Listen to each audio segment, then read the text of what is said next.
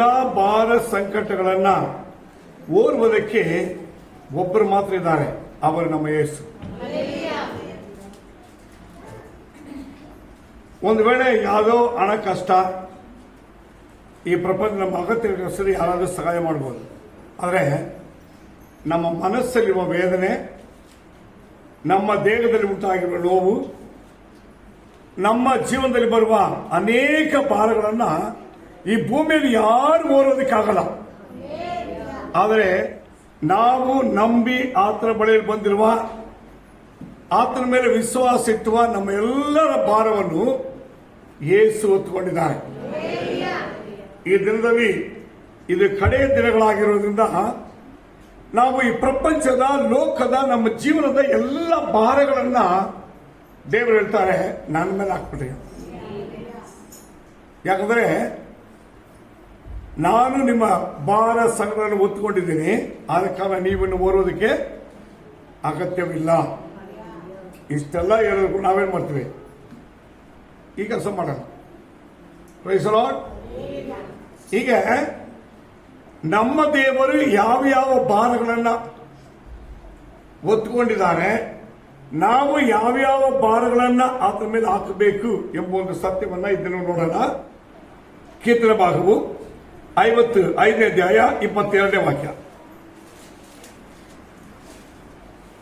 55ನೇ ಕೀರ್ತನೆ 22ನೇ ವಾಕ್ಯ.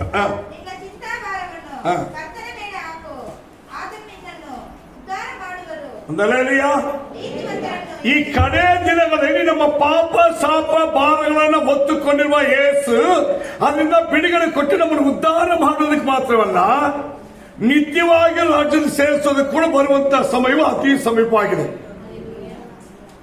ಆದ ಕಾರಣ ನಾವು ಯಾವ ರೀತಿಯಲ್ಲಿ ಎಚ್ಚೆತ್ತುಕೊಂಡು ನಾವು ಜೀವಿಸಬೇಕೆಂಬುದಕ್ಕೆ ಈ ವಾಕ್ಯ ಬರ್ತದೆ. ಓದೋಣ.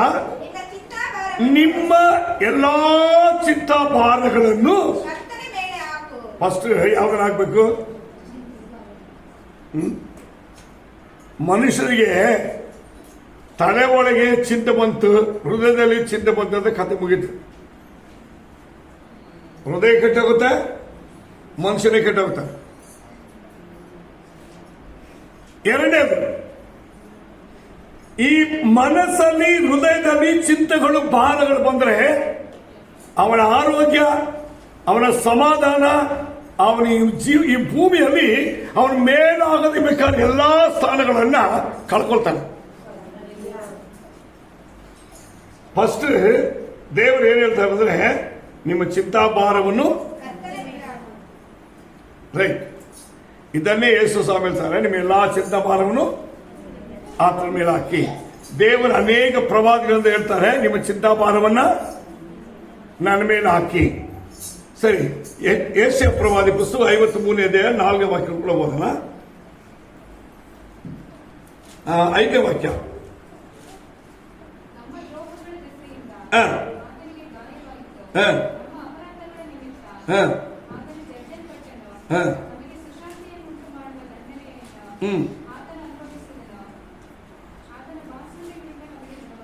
ಇಲ್ಲಿ ನಮಗೆ ಸಮಾಧಾನ ಉಂಟು ಮಾಡುವ ಆಜ್ಞೆಯು ಆತನ ಮೇಲೆ ಒತ್ತುಕೊಂಡರು. ಆದರೆ ದೇವರು ಮನುಷ್ಯನಾಗಿ ಭೂಮಿಗೆ ಬಂದಿದ್ದು ನಮ್ಮ ಎಲ್ಲ 5ನೇ ವಾಕ್ಯ ಹೇಳ್ತದೆ, ನಮ್ಮ ದ್ರೋಹಗಳೆಲ್ಲವನ್ನು, ಆ ದ್ರೋಹದಿಂದ ಉಂಟಾಗಿರುವ ವಿಷಯಗಳು. ಸೆಕೆಂಡ್, ನಮ್ಮ ಅಪರಾಧಗಳ ನಿಮಿತ್ತವಾಗಿಯೂ, ಆದರೆ ಶಿಲುಬೆ ಮೇಲೆ ಗಾಯಗಳು ಒಂದು ಜಜ್ಜಲ್ಪಟ್ಟಿದ್ದು, ತನ್ನನ್ನು ಸಮರ್ಪಿಸಿಕೊಟ್ಟಿದ್ದು ನಮ್ಮ ಅಪರಾಧಗಳನ್ನು, ನಮ್ಮ ದ್ರೋಹಗಳನ್ನು ನಮ್ಮಿಂದ ದೂರ ಮಾಡುವುದಕ್ಕಾಗಿ. ಒಬ್ಬ ಮನುಷ್ಯನಿಗೆ ಚಿಂತಾ ಭಾರಗಳು ಯಾಕೆ ಯಾವತ್ತು ಬಂದಿದೆ ಅಂದ್ರೆ, ಎರಡು ವಿಷಯ ಇದೆ ಅದರಲ್ಲಿ. ಒಂದು, ನಿಮ್ಮ ಅಪರಾಧಗಳನ್ನು, ನಿಮ್ಮ ದ್ರೋಹಗಳನ್ನು. ನಾವು ದೇವರ ಆಜ್ಞೆಗಳನ್ನು ಮೀರಿ ನಡೆದ್ರಿಂದ, ಮೀರಿ ನಡೆಯೋದು. ನೀವು ಅರ್ಥ ಮಾಡ್ಕೊಳ್ಳಿ. ಈ ಮನೆಗಳಲ್ಲಿ ತಂದೆ ತಾಯಿ ಹೇಳಿದ ಮಕ್ಕಳ ಹತ್ರ ಇದನ್ನ ಮಾಡ್ಬೇಕಂದ್ರೆ ಅವ್ರು ಏನ್ ಮಾಡ್ತಾರೆ? ಮಾಡಲ್ಲ, ಆಗಲ್ಲ ಅಂತಾರೆ. ಹಿಂಗೆ ಇದೆಲ್ಲ ಬಿಡ್ಬೇಕಂದ್ರೆ ಅದೆಲ್ಲ ಬಿಡಕ್ಕಾಗಲ್ಲ. ನಾವು ಹಿಂಗೆ ನಡೆಯೋದು. ಇದಕ್ಕೆ ಅರ್ಥ ಏನು? ಅವರ ಮಾತನ್ನ ಅತಿಕ್ರಮಿಸಿ ನಡೆಯೋದು, ಮೀರಿ ನಡೆಯೋದು, ಓವರ್ಟೇಕ್ ಮಾಡೋದು. ಆದರೆ ಈ ಭೂಮಿಯ ಮೇಲೆ ಹೇಗೆ ಮನುಷ್ಯನು ಭೂಮಿಯು ಸಭಿಸಲ್ಪಟ್ಟಿದ್ದಂದ್ರೆ ದೇವರ ಆಜ್ಞೆಯಾಗಿರುವಂತ ದೇವರ ಮಾತನ್ನ ಮೊದಲಾಗಿ ಮನುಷ್ಯನು ಮೀರಿದ. ಅದು ಯಾರಂದ್ರೆ ಆದಿಯಲ್ಲಿ ಸೃಷ್ಟಿಸಲ್ಪಟ್ಟ ಮೊದಲನೇ ಮನುಷ್ಯರಾಗಿರುವಂತ ಆದಾಮನು. ಹಾಗಾದ್ರೆ ಎರಡನೇದು, ನಾವು ಕೂಡ ಎಲ್ಲಾ ವಿಷಯದಲ್ಲಿ ಏನ್ ಮಾಡ್ತೀವಿ? ಮೀರೇ ನಡೀತೀವಿ. ಪ್ರಯೋಗ ಮಾಡಬೇಕು. ನಾವು ಎಷ್ಟೋ ವಿಷಯ ನಡೆದಿಲ್ಲ, ಜೀವಿಸಿಲ್ಲ, ಮಾಡಲಿ. ಕರೆಕ್ಟ್ ಮಾಡ್ಕೊಳ್ಳೋದು ಯಾವಾಗ?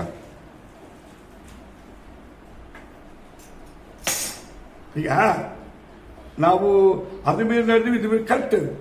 ನೀವು ಅದನ್ನ ಸರಿಪಡಿಸೋದು ಯಾವಾಗ? ನನ್ನ ಪ್ರಶ್ನೆ, ಅಥವಾ ದೇವರು ನಿಮ್ಮನ್ನು ನೋಡಿ ಕೇಳುವ ಪ್ರಶ್ನೆ, ರೈಟ್. ನೀವು ಯಾವ ವಿಷಯದಲ್ಲಿ ಕರೆಕ್ಟ್ ಇಲ್ವೋ ಅದೆಲ್ಲ ನಿಮಗೆ ಗೊತ್ತಿದೆ. ನಾನು ದೇವ್ರ ವಾಕ್ಯನ ಪ್ರಸಾರ ಮಾಡುವಾಗ ನಿಮಗೆ ಅರ್ಥನೇ ಆಗುತ್ತೆ. ಆದ್ರೆ ನೀವು ಅದನ್ನ ಬಿಟ್ಟು ಕರೆಕ್ಟ್ ಮಾಡ್ಕೊಳ್ಳಿ ಯಾವಾಗ ಮಾಡ್ಕೊಳ್ಳೋಕ್ಕಾಗುತ್ತೆ? ಅದು ಮಾಡುವವರೆಗೂ ನಾವೆಂತವರಾಗಿರ್ತೀವಿ? ಮೀರುವವರಾಗ್ತೀವಿ. ದೇವರ ಆಜ್ಞೆಗಳನ್ನ, ದೇವರ ಪ್ರಮಾಣಗಳನ್ನ ಮೀರುವವರಾಗ್ತೀವಿ. ಆದರೆ ಈ ಮೀರಿ ನಡೆಯುವ ಭಾರ ಇದೆಯಲ್ಲ, ಅದರ ಶಾಪದ ಕಷ್ಟವನ್ನ ಯಾರು ಓದ್ತಾರೆ? ಯೇಸು ಹೊತ್ಕೊಂಡಿದ್ದಾರೆ.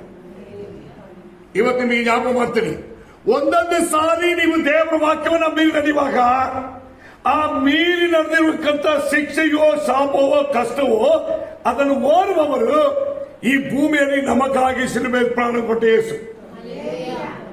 ಹೊಸ ಒಡಂಬಡಿಕೆ ಹೇಳ್ತದೆ, ಒಂದು ಸಾರಿ ನಾವು ದೇವರ ಮಕ್ಕಳಾಗಿ ಹೀಗೆ ನಡಿಬೇಕೆಂಬುದಾಗಿ ನಾವು ಸಮರ್ಪಿಸಿಕೊಟ್ಟ ಮೇಲೆ ಅದನ್ನು ಮೀರಿ ನಡೆಯುವಾಗ, ಆ ಮೀರಿ ನಡೆಯುವಾಗ ಬೈಬಲ್ತದೆ, ನಾವು ಮತ್ತೊಂದು ಸಾರಿ ಯೇಸುವನ್ನು ಏನ್ ಮಾಡ್ತೀವಿ? ಶಿಲುಬೆಗಾಗ್ತೀವಿ. ಇವತ್ತು ದೇವ ಜನರಾಗಿರುವ ನಿಮ್ಮ ನಮ್ಮ ಭಾರಗಳನ್ನ ಯಾರ ಮೇಲೆ ಹಾಕ್ಬೇಕು? ದೇವರ ಮೇಲೆ ಹಾಕ್ಬೇಕು. ಈ ಹಾಕಿದ ಮೇಲೆ ನಾವೇನ್ ಮಾಡ್ಬೇಕು?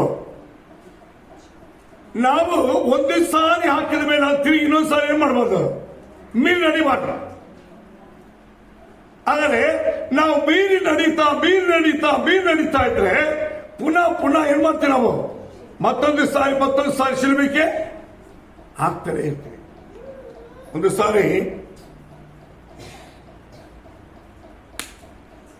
ಪೇತ್ರನ ಹೇಳಿದ, ನಾನು ನಿನಗೋಸ್ಕರವಾಗಿ ಸಾಯ್ಬೇಕಾದ್ರೂ ಸಾಯ್ತೀನಿ ಅಂತ. ಮೊದಲೇ ಹೇಳ್ತಾರೆ, ಅಪ್ಪ ನೀನು ನನ್ನನ್ನು ಎಲ್ಲರಿಗಿಂತ ಹೆಚ್ಚಾಗಿ ಪ್ರೀತಿ ಮಾಡ್ತೀಯ. ಅವನು ಹ್ಞೂ ಅಂತ ಹೇಳ್ದ. ನಾನು ಎಲ್ಲರಿಗಿಂತ ನಿನ್ನನ್ನು ಹೆಚ್ಚಾಗಿ ಪ್ರೀತಿ ಮಾಡ್ತೀನಿ, ನಿನಗೋಸ್ಕರ ಸಾಯೋದಕ್ಕೂ ರೆಡಿ ಇದ್ದೀನಿ ಅಂತ. ಹಂಗಾದ್ರೆ ನೀನು ಒಂದೇ ದಿನದಲ್ಲಿ ಬೆಳಗಾಗುವಷ್ಟು ಏನ್ ಮಾಡ್ತೀನಿ? ನೀನು 3 ಸಾರಿ ನನ್ನನ್ನ ಅರಿಯೇನೆಂಬುದಾಗಿರ್ತೀನಿ. ಅರ್ಥ ಮಾಡ್ಕೊಳ್ಳಿ. ನಾನು ಜೀವವನ್ನೇ ಕೊಡ್ತೀನಿ ಎಂದಾಗಿ ಸಾಹಿತ್ಯ ನಡೆದಿದ್ದವನು ಯೇಸುವನ್ನು ಶಿಲುಬೆಗೆ ಹಾಕೋದಕ್ಕೋಸ್ಕರವಾಗಿ ಹಿಡಿದುಕೊಂಡು ಹೋಗ್ಬೇಕಾದ್ರೆ ಆ ರಾತ್ರಿಯಲ್ಲಿ 3 ಸಾರಿ ಏನ್ ಮಾಡ್ತಾನೆ? ನಾನು ಅರಿಯೇನು ಯಾಕಂದ್ರೆ ದೇವರ ಮಾತನ್ನು ಮೀರಿ ನಡೆಯುತ್ತಾನೆ. ಬೆಳಗಾಗುವಷ್ಟುವಾಗ ಯೇಸುವನ್ನ ಕರೆದುಕೊಂಡು ಹೋಗುವ ಸಮಯದಲ್ಲಿ ಅವನು ಹತ್ತು ದೇವರು ಅವನ ಮುಖವನ್ನು ನೋಡಿ, ಅವನು ದೇವರ ಮುಖವನ್ನು ನೋಡಿ ಆ ದಿನವೂ ಎಲ್ಲ ದೇವರ ವಾಕ್ಯವನ್ನು ಮೀರಿ ನಡೆದು ಬಿಟ್ಬಿಟ್ಟ. ಕರೆಕ್ಟ್ ಮಾಡ್ಕೊಂಡ. ಸೆಕೆಂಡ್, ಯೇಸು ಸ್ವಾಮಿ ಅವನ ಹತ್ರ ತಿರುಗಿ 3 ಸಾರಿ ಕೇಳ್ತಾರೆ, ನೀನು ನನ್ನ ಹೆಚ್ಚಾಗಿ ಪ್ರೀತಿ ಮಾಡ್ತೀಯಾ? ನನ್ನನ್ನು ಪ್ರೀತಿ ಮಾಡೋದಾದ್ರೆ ಈ ನನ್ನ ಕುರಿಗಳನ್ನು ಕಾಯಿ, ಕುರಿ ಮರಿಗಳನ್ನ ಪೋಷಿಸು, ಕುರಿಗಳನ್ನ ಮೇಯಿಸೋದು ಪೋಷಿಸುವುದು, ಕಾಯುವುದು. ಆದರೆ ಈ 3 ಕೆಲಸವನ್ನ ದೇವರ ಸಭೆಯಲ್ಲಿ, ದೇವರ ಮಕ್ಕಳಲ್ಲಿ ಅವನು ದೇವರನ್ನು ಪ್ರೀತಿಸುವುದು ಮಾಡಬೇಕಂತ. ಸೊ ಅದಕ್ಕೆ ಕಡೆಗೆ ಅವನು ಹೇಳ್ತಾನೆ, ಅವ್ರು ಹೇಳ್ತಾರೆ, ಒಂದು ಕೆಲಸ ಮಾಡು, ಕಡೆದಾಗಿ ನಿನಗೆ ಇನ್ನೊಂದು ಇದೆ, ನೀನು ಮುಪ್ಪಿನವರಾಗಿ ನಿನ್ನ ಆಯುಸ್ಸು ಕೊನೆ ಕಾಲದಲ್ಲಿ ಬಂದಾಗ ನಿನ್ನನ್ನು ನೀನು ಇಷ್ಟಪಡದ ಸ್ಥಳಕ್ಕೆ ಏನ್ ಮಾಡ್ತಾನೆ, ನಿಮ್ಮನ್ನು ಕರ್ಕೊಂಡು ಹೋಗ್ತಾರೆ, ನಿಮ್ಮನ್ನು ಬಂಧಿಸಿ ನಿನಗೆ ಇಷ್ಟ ಇಲ್ಲದ ಕಾರ್ಯವನ್ನ ಅವ್ರು ಮಾಡ್ತಾರೆ ಎಂಬುದಾಗಿ ಅವರ ಬಗ್ಗೆ ದೇವರು ಒಂದು ಪ್ರವಾದನೆ ಹೇಳ್ತಾರೆ.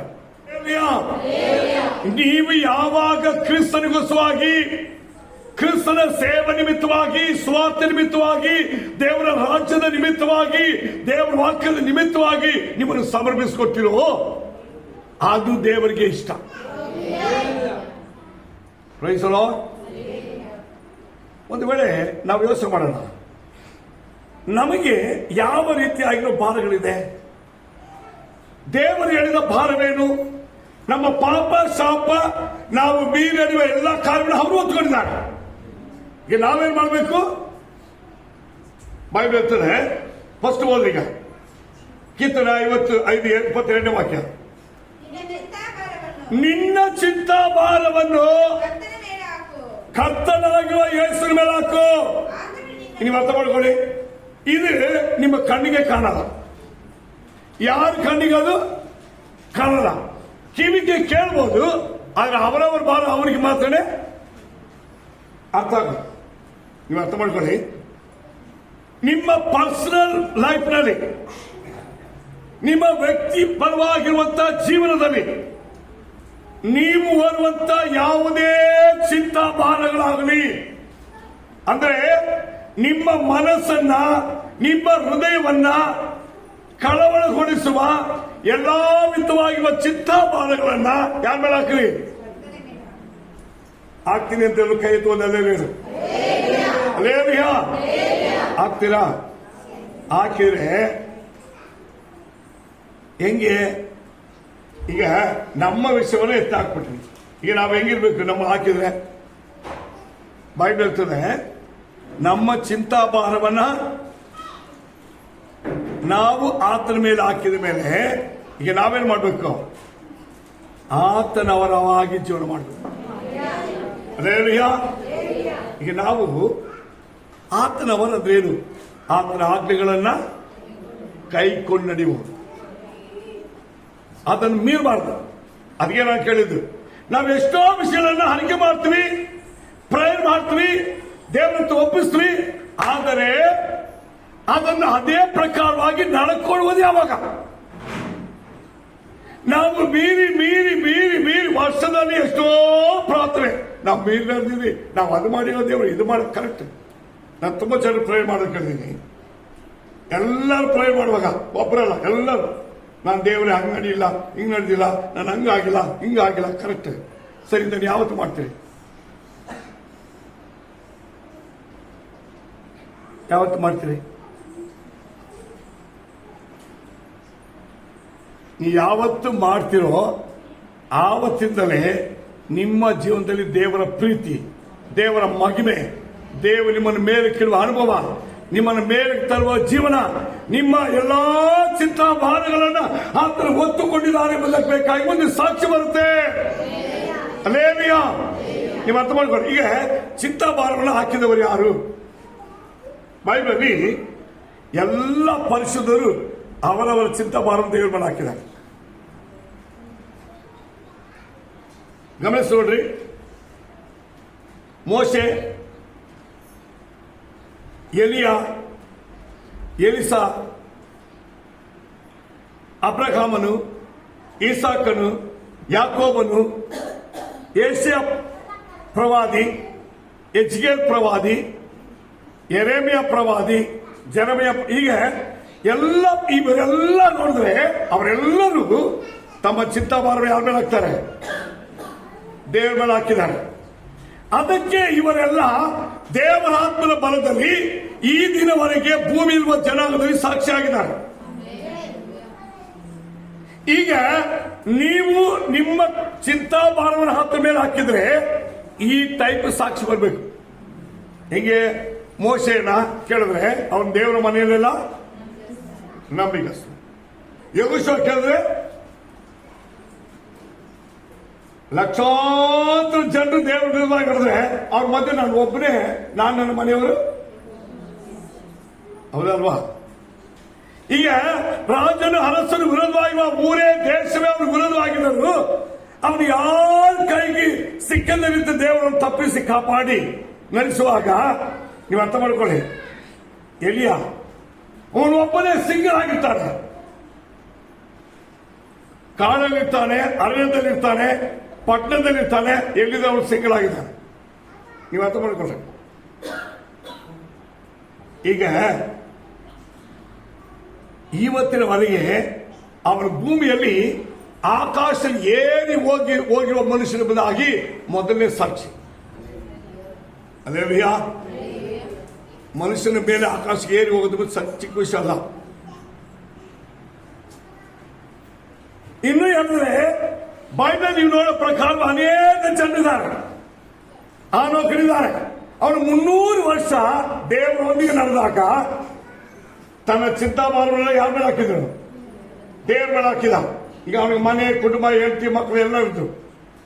ಮೋಶೆಗೆ ನೋಡ್ರಿ, ಹೆಂಡತಿ, ಮಕ್ಕಳು, ಕುಟುಂಬ ಎಲ್ಲ ಇದೆ, ಬೈಬಲ್ ಇದೆ. ಅವನೇ ಸೀನಾಯಿ ಬೆಟ್ಟದಲ್ಲಿ ಹೋಗಿ 40 ದಿನ ದೇವರ ಹತ್ರ ಮಾತಾಡಿ ಆಜ್ಞೆ ಪ್ರಮಾಣ ಎಲ್ಲ ತಗೊಂಬಂದ.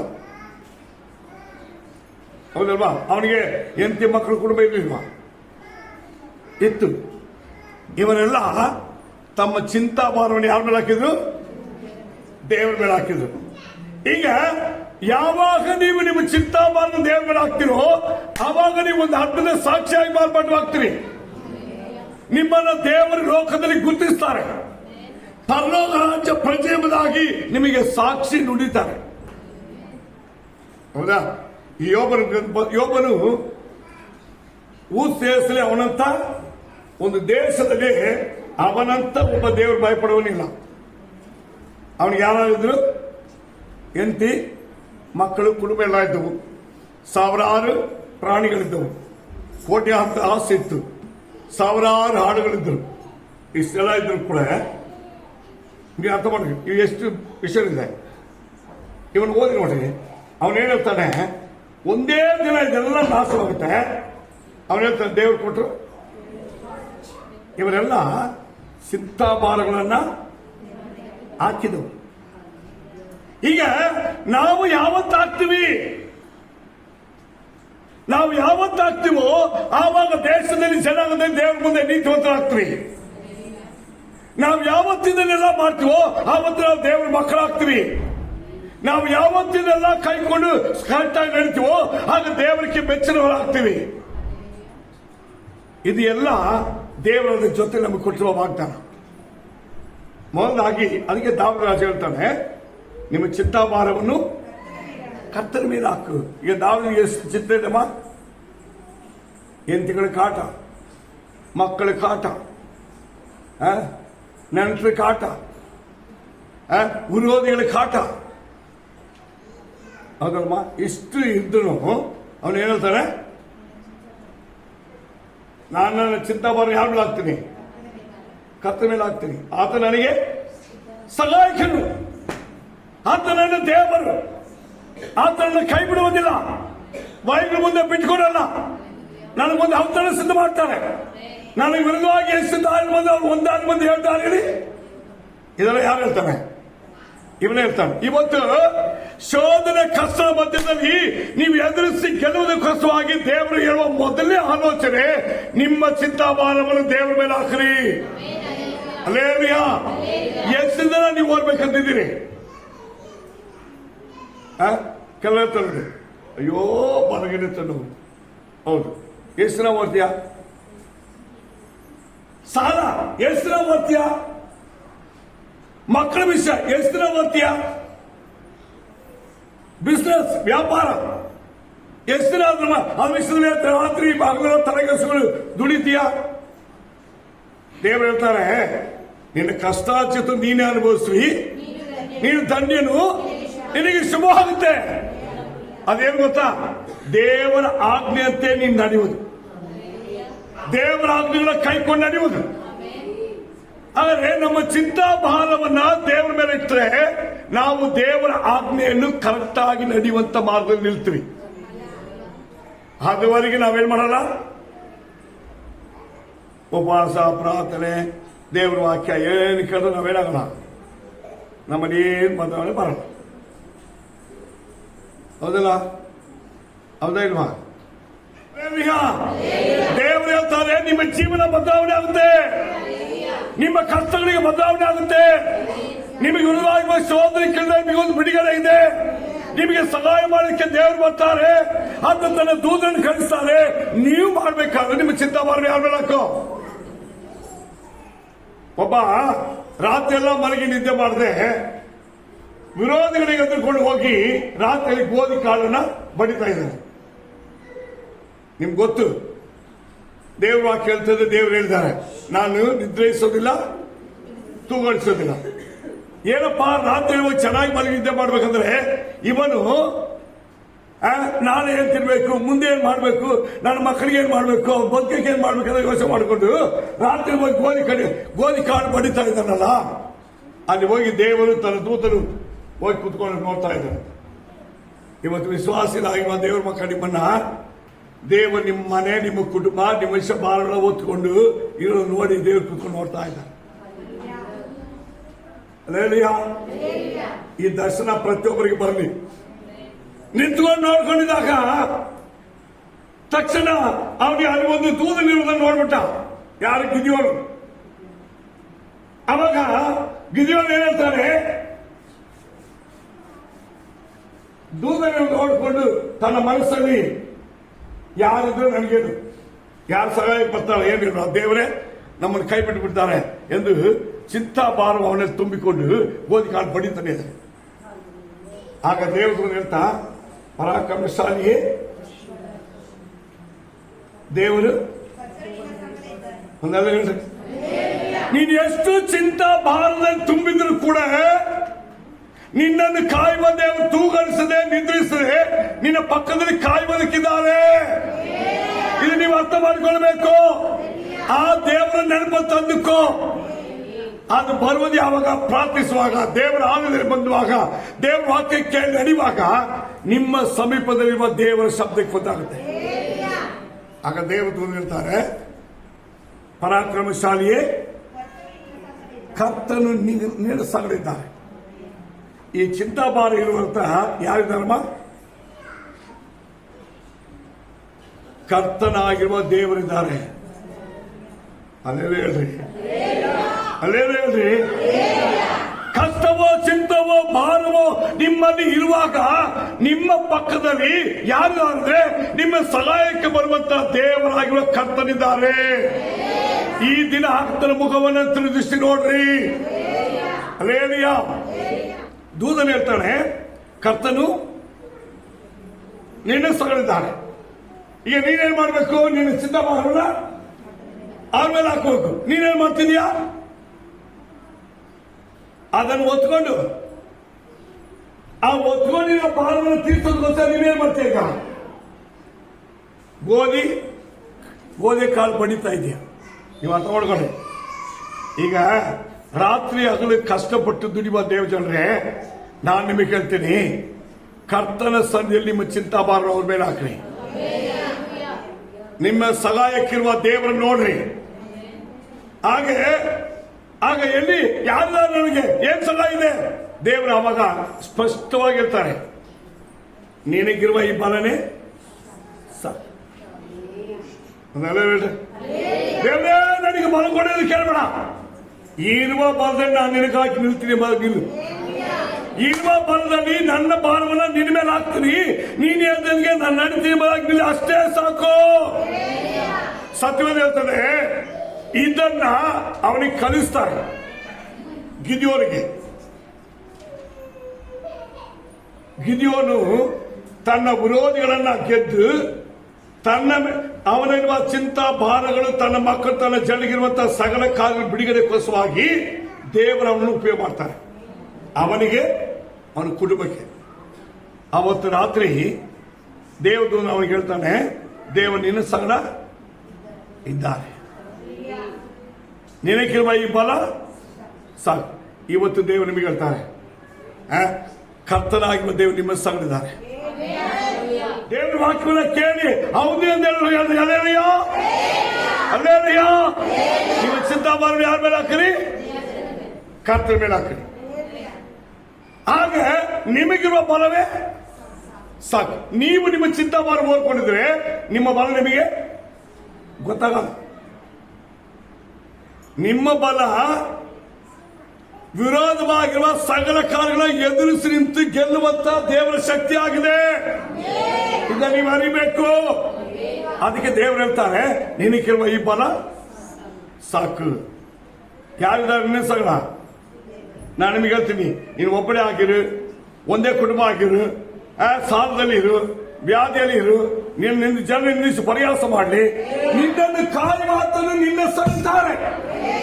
ನಿನಗಿರುವ ಈ ಬಲದಲ್ಲಿ ಎದುರಿಸಿ ನಿಂತು ಸಕಲವನ್ನು ಗೆಲ್ಲುವುದಕ್ಕೆ ದೇವರು ನಿಮ್ಮನ್ನು ಇಟ್ಟಿದ್ದಾರೆ. ಇವತ್ತು ದೇವರ ಬಳಿ ಬಂದ ನಿಮ್ಮ ಎಲ್ಲರನ್ನ ದೇವರು ಹೇಳ್ತಾರೆ, ನಿಮ್ಮ ಚಿಂತಾಭಾರವನ್ನ ಹಾಕ್ರಿ. ಸೆಕೆಂಡ್ ಓದೋಣ ಬೈಬಲ್. ಯಾವ ಯಾವ ರೀತಿಯಾಗಿರುವಂತ ಭಾರಗಳಿದೆ ನಮಗೆ? ಒಂದು ಚಿಂತಾ ಭಾರಗಳು. ಆದರೆ ಮದುವೆ ಆಗಿಲ್ಲ ಅಂತ ಚಿಂತೆ, ಸಾಲ ತೀರಿಲ್ಲ ಅಂತ ಚಿಂತೆ, ವ್ಯಾಧಿ ಗುಣವಾಗಿರುವಂತ ಚಿಂತೆ, ಮನೆಯಲ್ಲಿರುವಂತಹ ಹೋರಾಟಗಳು ಹೋಗಲಿರುವ ಚಿಂತೆ, ಯಾವ ಚಿಂತೆ ಆಗಲಿ, ಈ ಚಿಂತೆಯನ್ನು ಯಾರ ಮೇಲೆ ಹಾಕಿ, ಈ ಭಾರವನ್ನು ಯಾರ ಮೇಲೆ ಹಾಕಿ? ಯೇಸುವಿನ ಮೇಲೆ ಹಾಕ್ರಿ.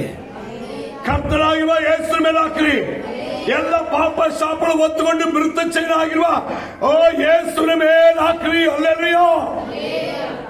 ಸೆಕೆಂಡ್, ಬೇರೆ ಏನು ಭಾರ? ಕೆಲವರು ಸತ್ಯವನ್ನು ನಮಗೆ ಹೇಳ್ತಾರೆ. ಮೊದಲಾಗಿ ನಮ್ಮ ಚಿಂತಾ ಭಾರಗಳು. ಸೆಕೆಂಡ್ ಹೋದ್ರ ಮತ್ತಾಯ ಬರೆಸುವಂತೆ 6ನೇ ಅಧ್ಯಾಯ 25ನೇ ವಾಕ್ಯ. ಈ ಕಾರಣದಿಂದ ನಮ್ಮ ಪ್ರಾಣಧಾರಣೆಗೆ ಏನು ಊಟ ಮಾಡಬೇಕು, ಏನು ಕುಡಿಯಬೇಕು, ನಮ್ಮ ದೇಹ ರಕ್ಷಣೆಗೆ ಏನು ಹೊಂದಿಕೊಳ್ಳಬೇಕು ಎಂದು ಚಿಂತೆ ಮಾಡಬೇಡಿರಿ ಎಂಬುದಾಗಿ ನಿಮಗೆ ಹೇಳುತ್ತೇನೆ. ಇದಕ್ಕಿಂತ ಪ್ರಾಣವು ತಿರುಗೋದಮ್ಮ. ಈ ಕಾರಣದಿಂದ. ಯಾವ ಕಾರಣದಿಂದ? ಅಲ್ಲಿ ಕೆಲವು ವಿಷಯ ಮುಂದೆ ಹೇಳಿದ್ದಾರೆ. ಏನೇನು ಹೇಳಿದ್ದಾರೆ ಅಂದ್ರೆ, ಆಕಾಶದ ಪಕ್ಷಿ ನೋಡು ಅಲ್ವಾ, ಅದೆಲ್ಲ ಹೇಳ್ಬಿಟ್ಟಿದ್ದಾರೆ. ಮನುಷ್ಯರನ್ನು ಹೇಳಿ ಬುದ್ಧಿ ಹೇಳಿಲ್ಲ ದೇವರು, ಪ್ರಾಣಿಗಳ ಮುಂದೆ ತೋರಿಸ್ತಾರೆ. ಈಗ ಬೈಬಲ್ ಏನ್ ಹೇಳ್ತಂದ್ರೆ, ನೀವು ನೋಡಿ, ದೇವರು ಪ್ರಾಣಿಗಳನ್ನ ತೋರಿಸಿ ಆಕಾಶದ ಹಾರಾಡುವ ಪಕ್ಷಿಯನ್ನು ನೋಡಿ ಓದಿ ಮುಂದೆ ತಿರುಗೋದಮ್ಮ. ಈ ಕಾರಣದಿಂದ ಅಂದ್ರೆ ಅವರೆಲ್ಲ ಬದುಕೋದು ಹೇಗೆ ಬದುಕುತ್ತೆ, ಅದು ಭೂಮಿಯಲ್ಲಿ ಹೇಗಿದೆ, ಅದು ದೇವರು ಹೇಗೆ ಪೋಷಿಸ್ತಾರೆ, ಇದೆಲ್ಲ ನೋಡಿ ನೀನು ಅರ್ಥ ಮಾಡಿಕೋ. ಅದು ಇದುವರೆಗೆ ನಮಗಂತೂ ವಿಶ್ವಾಸಿಗೆ ಅರ್ಥನೇ ಆಗದೆ ಒಂದು ಸತ್ಯ ಇದೆ. ಎಷ್ಟು ಹೇಳೋದು ಏನು ಅರ್ಥ ಆಗಿಲ್ಲ. ಬಿತ್ತೋದಿಲ್ಲ, ಕೊಯ್ಯೋದಿಲ್ಲ, ಅವ್ರು ಚೆನ್ನಾಗಿದ್ದಾರೆ. ಯಾರವರು? ಅನಿಮಲ್ಸ್, ಬರ್ಡ್ಸ್ ಅಲ್ವಾ. ಈಗ ದೇವರು ಹೇಳ್ತಾರೆ, ನೀವು ನೋಡಿ, ಇವುಗಳನ್ನು ನೋಡಿ ಏನ್ ಮಾಡಿ, ನೀವು ಅರ್ಥ ಮಾಡಿಕೊಳ್ಳಿ. ಚಿಂತೆ ಯಾವ್ಯಾವ ಮೇಲೆ ಬರುತ್ತೆ? ಈಗ ಸೆಕೆಂಡ್, ನಿಮ್ಮ ಚಿಂತಾ ಭಾರಗಳನ್ನ, ನಿಮ್ಮ ಚಿಂತೆಗಳನ್ನ, ಇಲ್ಲಿ ಚಿಂತೆ, ಅಲ್ಲಿ ಚಿಂತಾ ಭಾರ. ಈಗ ಚಿಂತಿಸೋದು, ಅಯ್ಯೋ ಅದು ಹಂಗಾದ್ರೆ ಇದು ಹಿಂಗೆ ಆಗುತ್ತಾ, ಇದು ಹಿಂಗೆ ಬಂದ್ರೆ ಹಂಗೆ ಬರುತ್ತಾ? ನೀವು ಕುತ್ಕೊಂಡು ಸುಮ್ಮನೆ ಚಿಂತೆ ಮಾಡಬಾರ್ದು. ಯಾರ ಬಗ್ಗೆ ಚಿಂತೆ ಮಾಡಬಾರ್ದು. ದೇವರಿದ್ದಾನೆ, ನಾನು ದೇವರ ಮಗಳಾಗಿದ್ದೀನಿ, ನಾವು ದೇವರ ಮಕ್ಕಳಾಗಿದ್ದೀವಿ, ನಾವು ದೇವರ ಕುಟುಂಬ ಆಗಿದ್ದೀವಿ. ನನ್ನ ಮಕ್ಕಳೆಲ್ಲ ಕೂಡ ದೇವರ ಮಕ್ಕಳೇ, ನನ್ನ ಕುಟುಂಬದ ಎಲ್ಲರೂ ಕೂಡ ದೇವರ ಮಕ್ಕಳೇ. ಆದ ಕಾರಣ ಅವರೇ ಎಲ್ಲರಿಗೋಸ್ಕರ ಚಿಂತೆ ಮಾಡುವ ದೇವರಾಗಿದ್ದಾರೆ. ನಾನು ಯಾಕೆ ಚಿಂತೆ ಮಾಡಬೇಕು? ಈ ಅನುಭವಕ್ಕೆ ಬರಬೇಕು. ನಾವೇನ್ ಮಾಡ್ತೀವಿ? ಡೈಲಿ ಇದನ್ನು ಮೀರ್ತೀವಿ. ಹೌದಾನೆ? ಡೈಲಿ ಚಿಂತೆ ಬರುತ್ತಾ? ಮಗು ಹತ್ರನೂ ಚಿಂತೆ, ಯಾಕೋ ಯಾರು ಒಂದು ಸಣ್ಣ ಮಗು ಹತ್ರ ಕೂಡ ಚಿಂತೆ, ಹೌದಲ್ಲಮ್ಮ? ಆಮೇಲೆ ತುಂಬ ಹೊಟ್ಟೆ ನೋವಿನಲ್ಲಿ ಅಯ್ಯೋ ಎಂತ ಹೊಟ್ಟೆ, ಎಂತ ಕಷ್ಟ ಅವರು ಏನು ಚಿಂತೆ, ಹೌದಲ್ಲಮ್ಮ? ನೀವು ಯೋಚನೆ ಮಾಡಿ. ಮನಸ್ಸಲ್ಲಿ ದೇವರನ್ನು ನೆನೆಸ್ಕೋಬೇಕು, ದೇವರಿರ್ಬೇಕು, ಏಸು ಇರಬೇಕು, ದೇವರ ಮೇಲೆ ಪ್ರಾರ್ಥನೆ ಇರಬೇಕು. ನನಗೆ ದೇವರಿದ್ದಾರೆ ಎಂಬ ವಿಶ್ವಾಸ ಇದ್ರೆ ನಿಮ್ಮ ಚಿಂತೆ ಅಲ್ಲಿ ಬರಲ್ಲ. ದೇವ್ರು ಹೇಳ್ತಾರೆ, ಅದು ಚಿಂತೆ ಮಾಡಲ್ಲ, ನೀವು ಚಿಂತೆ ಮಾಡ್ತಿರಲ್ಲ. ಇವತ್ತು ಮೊದಲಾಗಿ ಚಿಂತ ಭಾರ, ಎರಡನೇದು ನಿಮ್ಮ ಚಿಂತೆಗಳು. ಮುಂದೆ ಓದಿ. ಊಟಕ್ಕಿಂತ ಪ್ರಾಣವು, ಉಡುಪಿಗಿಂತ ದೇಹವು ಮೇಲಾದದ್ದಲ್ಲವೇ? ಆಕಾಶದಲ್ಲಿ ಹಾರಾಡುವ ಹಕ್ಕಿಗಳನ್ನು ನೋಡಿರಿ, ಅವು ಬಿತ್ತುವುದಿಲ್ಲ, ಕೊಯ್ಯುವುದಿಲ್ಲ, ಕಣಜಗಳಲ್ಲಿ ತುಂಬಿಟ್ಟುಕೊಳ್ಳುವುದಿಲ್ಲ. ಆದಾಗ್ಯೂ ಪರಲೋಕದಲ್ಲಿರುವ ನಿಮ್ಮ ತಂದೆಯು ಅವುಗಳನ್ನು ಸಾಕಿ ಸಲಹುತ್ತಾರೆ. ಒಂದಲ್ಲ ಹೇಳ್ರಿ, ದೇವರು ಸಾಕಿ ಸಲಹುತ್ತಾರೆ. ಇವತ್ತಿದ್ರೆ ದೊಡ್ಡ ವಿಷಯ ಅಲ್ಲ. ನಾನು ಅವ್ರಿಗೆ ಅದು ಮಾಡಬೇಕು, ಇವರಿಗೆ ಅದು ಮಾಡಬೇಕು, ಇದು ತೀರಿಸಬೇಕು, ಅದು ತೀರಿಸಬೇಕು, ಅದು ಕಟ್ಟಬೇಕು, ಇದು ಕಟ್ಟಬೇಕು, ಇದು ಹಿಂಗೆ ಬರಬೇಕು. ಈ ಸಾಕಿ ಸಲುವ ಕೆಲಸ ಯಾರ ಮೇಲೆ ಯಾರು ತೆಗೆದೆ? ಇದು ಯಾವ ಥರ ಬಿಟ್ಟುಕೊಟ್ಟಿದ್ದೀರಾ ನೀವು? ಬಿಟ್ಟುಕೊಟ್ಟಿದ್ದೀರಮ್ಮ? ಹೇಳ್ರಿ, ಬಿಟ್ಟುಕೊಟ್ಟಿದ್ದೀರಾ? ಈಗ ದೇವರು ಹೇಳ್ತಾರೆ, ನಾವು ನಿಮ್ಮನ್ನ, ನಿಮ್ಮ ಮಕ್ಕಳನ್ನ, ನಿಮ್ಮ ಕುಟುಂಬವನ್ನ ಸಾಕಿ ಸಲುವುದಕ್ಕಿದ್ದೀರಿ. ನೀವೇನ್ ಮಾಡ್ತೀರಿ? ಡೈಲಿ ಏನ್ ಮಾಡ್ತೀರಿ? ಇದೇ ನಿಮಗೆ ಚಿಂತೆ. ಬೆಳಗ್ಗೆ ತಿಂಡಿ ಮಾಡುವಾಗ ಅದ್ರ ಮುಂಚೆ ತಿಂಡಿ ಏನ್ ಮಾಡ್ಬೇಕು, ಅದೇ ಚಿಂತೆ ನನಗೆ. ಮಧ್ಯಾಹ್ನ ಸಾರಿಗೆ ಏನ್ ಮಾಡ್ಬೇಕು, ಅದೇ ಚಿಂತೆ.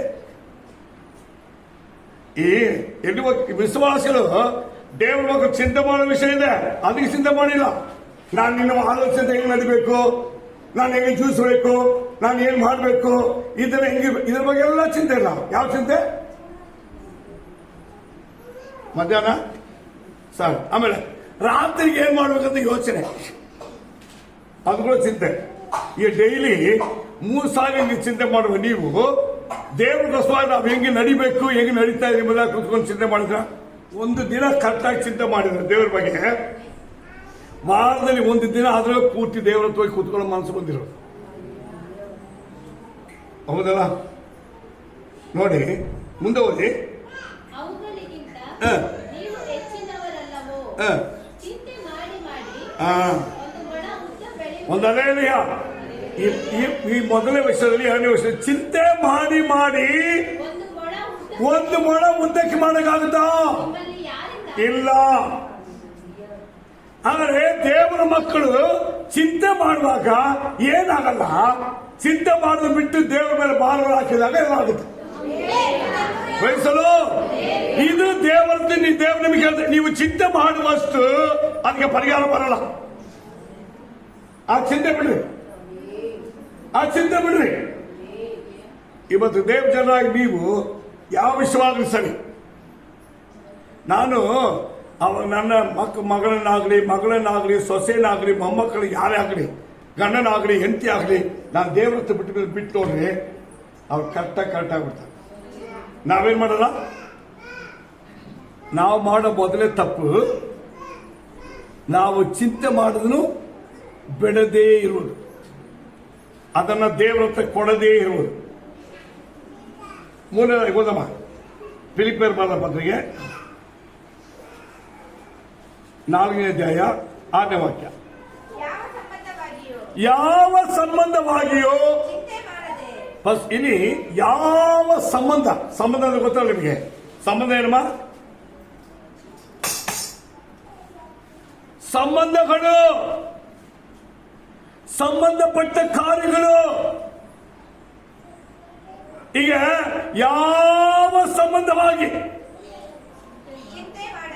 ಆದರೆ ಯಾವ ವಿಷಯ ಚಿಂತೆ ಮಾಡಬಾರ್ದು ಅಂದ್ರೆ, ನೀವು ಯಾವ ಸಂಬಂಧಗಳ ವಿಷಯದಲ್ಲಿ, ಯಾವ ವಿಷಯದ ಕಾರ್ಯದಲ್ಲಿ, ಯಾವ ವಿಷಯದಲ್ಲಿ ಆಗಲಿ, ಯಾವ ಸಂಬಂಧದಲ್ಲಿ ಆಗಲಿ ಚಿಂತೆ ಮಾಡದೆ ಸರ್ವ ವಿಷಯದಲ್ಲಿ ದೇವರ ಮುಂದೆ ಕೃತಜ್ಞತಾ ಸ್ತುತಿಯನ್ನು ಮಾಡಿ, ಪ್ರಾರ್ಥನೆ ವಿಜ್ಞಾಪನೆಗಳನ್ನು ಪ್ರಾರ್ಥನೆ ವಿಜ್ಞಾಪನೆಗಳನ್ನು ಮಾಡಿ, ಮಾಡುತ್ತಾ ಹ. ನಿಮಗೆ ಬೇಕಾದ್ದನ್ನು ನಿಮಗೆ ಬೇಕಾಗಿರುವುದನ್ನು ತಿಳಿಯಪಡಿಸಿ. ತಿಳಿಯಪಡಿಸ್ರಿ. ಅಲ್ಲೆಲೂಯ. ನಾವು ಯಾರ ಹತ್ರ ತಿಳಿಯಪಡಿಸ್ಬೇಕಮ್ಮ? ನಾವು ಅವರ ಹತ್ರ ಹೋಗಿ ನಮ್ಮ ಚಿಂತಾಭಾವಿ ಇಡಬೇಕು. ನಾವೇನ್ ಮಾಡ್ತೀವಿ ಗೊತ್ತಾ? ನಾವು ಓದ್ಕೊಂಡು, ನಾವು ಹಿಡ್ಕೊಂಡು, ನಾವು ಹೇಳ್ಕೊಂಡು, ತಿರುಗಾಡ್ಕೊಂಡು ಏನ್ ಮಾಡ್ತೀವಿ? ದೇವರೇ ನಮಗೆ ಸಹಾಯ ಮಾಡಂತ ಹೇಳ್ತೀವಿ. ಇದೇ ತಪ್ಪು. ದೇವರ ವಾಕ್ಯ ಹೇಳುತ್ತೆ, ಯಾವ ಸಂಬಂಧವಾಗಿಯೂ ಚಿಂತೆ ಮಾಡದೆ ಸರ್ವ ವಿಷಯದಲ್ಲಿಯೂ ದೇವರ ಮುಂದೆ, ಕೃತಜ್ಞತಾ ಸ್ತುತಿಯನ್ನು ಅಲ್ಲಿ ಫಸ್ಟ್ ದೇವರ ಮುಂದೆ ಕೃತಜ್ಞತಾ ಸ್ತುತಿಯನ್ನು ಪ್ರಾರ್ಥನೆ ವಿಜ್ಞಾಪನೆಗಳನ್ನು ಹ.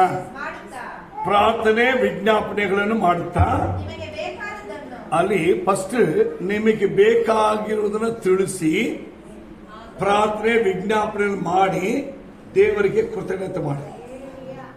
ಈ ಭೂಮಿಯನ್ನೇ ನಾವು ದೇವರಿಗೆ ಕೃತಜ್ಞತೆ ಉಳ್ಳವರಾಗಿಲ್ಲದೆ ಹೋದರೆ ಪರಲೋಕ ರಾಜ್ಯಕ್ಕೆ ಹೋಗೋದು ಹೆಂಗೆ? ಅದಕ್ಕೆ ಹೇಳೋದು. ಆವಾಗ ಚಿಂತೆ ಏನ್ ಮಾಡುದು ಗೊತ್ತಾ? ನಾವು ಚಿಂತೆ ನಮ್ಮ ಭಾರನ ದೇವರ ಮೇಲೆ ಹಾಕಿ ದೇವರ ನಮಗೆ ಬಿಡುಗಡೆ ಕೊಟ್ಟಾಗ ಅದು ಎಂಡಿಂಗ್ ಕಲ್ತಿರ್ಬೇಕು, ಅಂತ್ಯವು ಕಲ್ತಿರ್ಬೇಕು, ಅದ್ರ ಕೃತಜ್ಞತೆ ಇರಬೇಕು.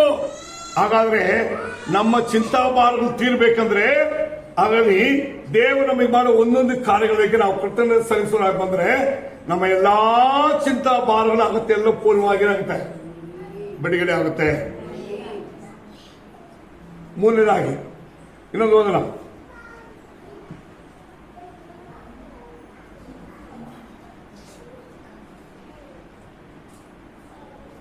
ಜ್ಞಾನೋಕ್ತಿಗಳು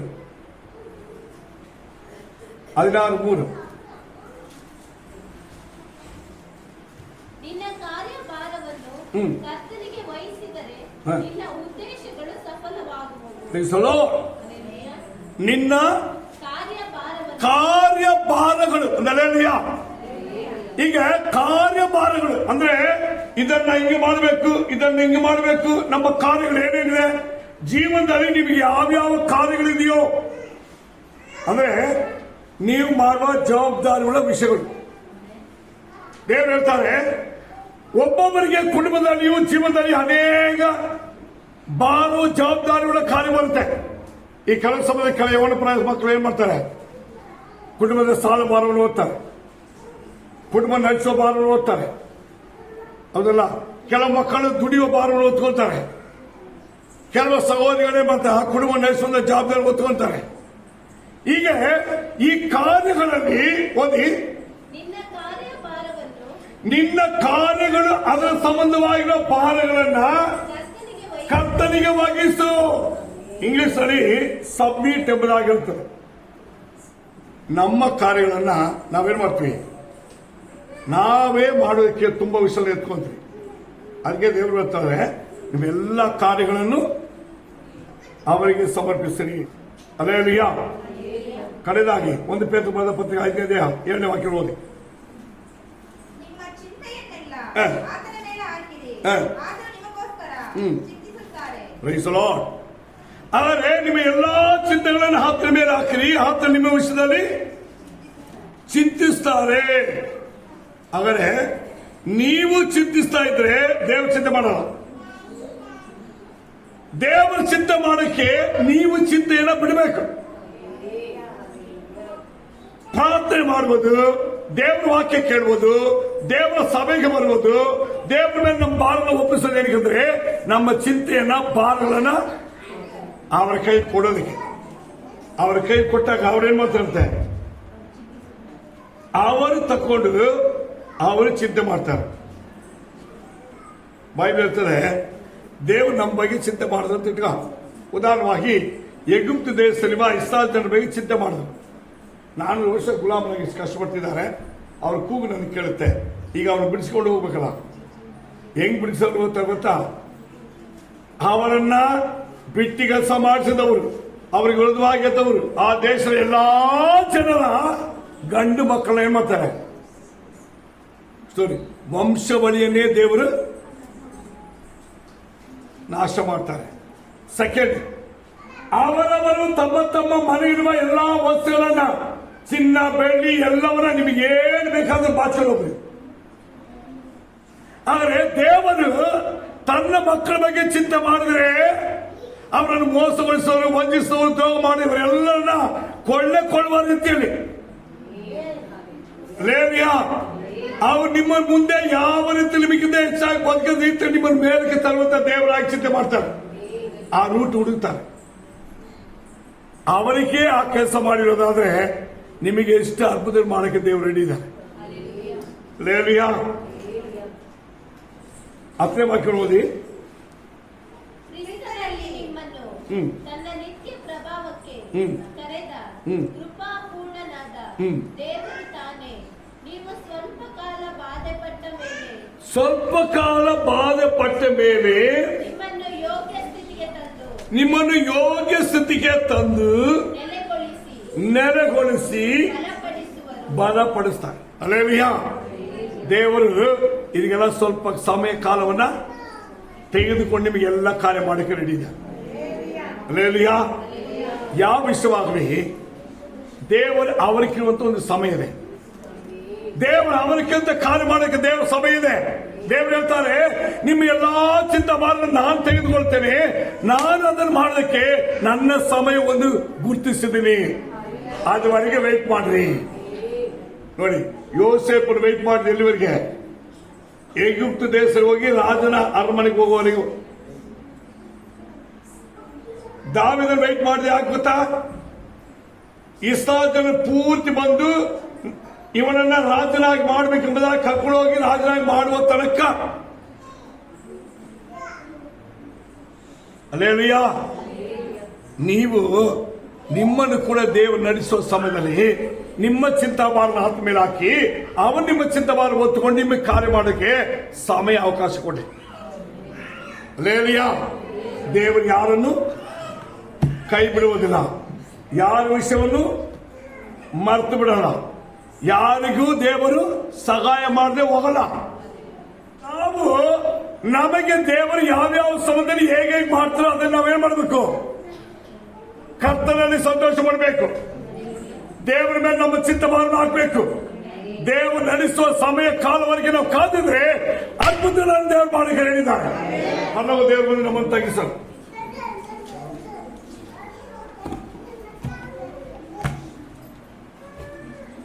ನಮ್ಮನ್ನ ಪರಿಶೋಧನೆ ಮಾಡೋಣ. ಪರಲೋಕ ದೇವರು ನಮಗಿದ್ದಾರೆ. ನಮ್ಮ ಚಿಂತಾಭಾರಗಳನ್ನು ಒತ್ತುಕೊಳ್ಳುವ ದೇವರಿದ್ದಾರೆ. ಆತನು ತನ್ನ ಸಮಯಕ್ಕೆ ತಕ್ಕ ಹಾಗೆ ಸಕಲ ಕಾರ್ಯ ನಮಗೆ ಬಿಡುಗಡೆ ಕೊಡಕ್ಕೆ, ಸಹಾಯ ಮಾಡಕ್ಕೆ, ಕಾರ್ಯ ಮಾಡಕ್ಕೆ ರೆಡಿ ಇದ್ದಾರೆ. ಎಲ್ಲಾ ಚಿಂತೆಗಳನ್ನ, ಎಲ್ಲ ಭಾರಗಳನ್ನ, ಎಲ್ಲ ಯೋಚನೆಗಳನ್ನ, ನಮ್ಮಲ್ಲಿರುವ ಎಲ್ಲ ಉತ್ತಮವಾಗಿರುವ ಕಾರ್ಯಗಳನ್ನ ನಾವು ಆತನ ಮುಂದೆ ಸಮರ್ಪಿಸೋಣ. ಪ್ರಾರ್ಥನೆ ಮಾಡೋಣ. ಗ್ಲೋರಿ. ಭೂಪರಲೋಕದ ಒಡೆಯನಾಗಿ ಸುರಕ್ಷಿತ ದೇವರ ಒಳ್ಳೆ ಸಮಯಕ್ಕಾಗಿ ಸ್ತೋತ್ರಯ್ಯ.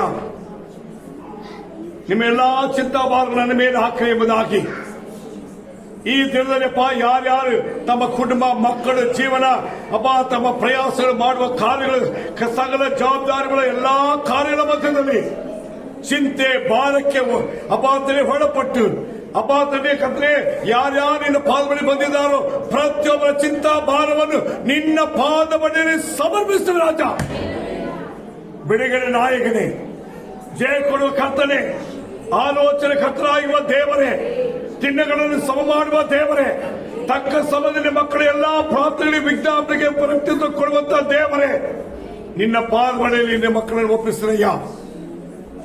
ತಮ್ಮ ವಿಷಯವಾಗಿ, ತಮ್ಮ ಕುಟುಂಬದ ವಿಷಯವಾಗಿ, ತಮ್ಮ ಮಕ್ಕಳ ವಿಷಯವಾಗಿ, ತಮ್ಮ ಕೈ ಕೆಲಸ ನಿಮಿತ್ತವಾಗಿ, ತಮ್ಮ ವ್ಯಾಪಾರ ಕಾರ್ಯ ನಿಮಿತ್ತವಾಗಿ, ವಿಶೇಷವಾಗಿ ಕಟ್ಟೆ ದೇಹದಲ್ಲಿರುವ ಯಾವುದೇ ವ್ಯಾಧಿ ಶೋಧನೆ ನಿಮಿತ್ತವಾಗಿ, ಯಾವುದೇ ಸೈತಾನ ಶೋಧನೆ ಹೋರಾಟ ನಿಮಿತ್ತವಾಗಿ ಆ ಚಿಂತಾ ಭಾರದಿಂದ ನಿನ್ನ ಬಳಿ ಬಂದ ಪ್ರತಿಯೊಬ್ಬರಿಗೆ ಈ ದಿನವೂ ಯೇಸು ನಾಮದಲ್ಲಿ ಬಿಡುಗಡೆ ಆಗುವುದಕ್ಕೆ, ಸಹಾಯ ಮಾರ್ಗ ತೆರೆದುಕೊಳ್ಳೋದಕ್ಕೆ ಯೇಸು ನಾಮದಲ್ಲಿ ಆಜ್ಞಾಪಿಸುವಯ್ಯ. ಅದ್ಭುತ ಉಂಟಾಗಲಿ, ಬಿಡುಗಡೆ ಉಂಟಾಗಲಿ, ಬಲ ಉಂಟಾಗಲಿ, ಧೈರ್ಯ ಉಂಟಾಗಲಿ. ನಿನ್ನ ಕಾರ್ಯವನ್ನು ಮಾಡೋದಕ್ಕೆ ಸಮರ್ಥರಾಗಿರುವ ದೇವರು ನೀನೆಂಬುದಾಗಿ, ನಿನ್ನ ಮಕ್ಕಳನ್ನು ಕೈ ಬಿಡದೆ ತೊರೆಯದೆ ನಡೆಸೋದಕ್ಕೆ ಸಮರ್ಥರೆಂಬುದಾಗಿ ನಿಮ್ಮ ಮಕ್ಕಳನ್ನು ಅರಿತು ದೇವರೇ ಜೀವಿಸುವಂತ ಎಲ್ಲ ಕೃಪೆಯನ್ನು ಕೊಡು. ನಿನ್ನ ಪಾದಬಳಿ ಸಮರ್ಪಿಸಲು ಹಾಗೆ ಮಾಡೋದಕ್ಕಾಗಿ ಸ್ತೋತ್ರ ಯೇಸು ನಾಮದಲ್ಲಿ ತಂದೆ. ಆಮೇಲೆ